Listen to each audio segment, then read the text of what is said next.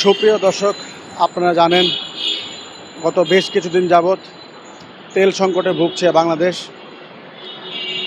আপনারা জানেন যে বিশ্বে ইসরায়েল, ইরান এবং যুক্তরাষ্ট্রের মধ্যে যে সংঘাত চলছে, সেটার কারণে তেল নিয়ে খুব সংকটকালীন মুহূর্ত পার করছে আমাদের বাংলাদেশ তথা এশিয়া মহাদেশগুলো। সেই তেল নিয়ে যে একটা সংকট চলছে, সেই সংকটের উত্তরণ কিভাবে হবে এবং সংকটের গুলো কীভাবে কাটিয়ে উঠবে, সেই বিষয়গুলো আসলে জানা খুবই দরকার।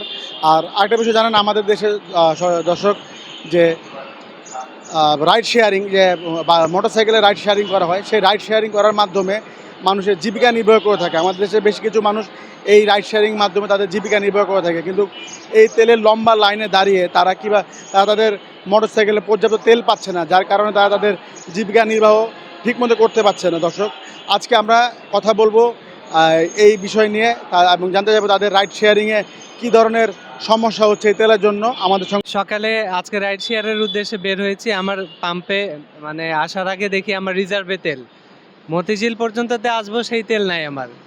এখানে আসার পর শুনতে পাই যে এখনও ডিপো থেকে তেলের যে গাড়ি সেটাই আসেনি।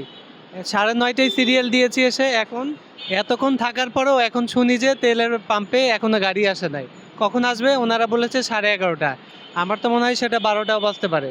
12টায় বাজার পরে আমার সামনে গাড়ি আছে মিনিমাম 40 থেকে 50টা, এখানে আরও 1.5-2 ঘন্টা টাইম লাগতে পারে।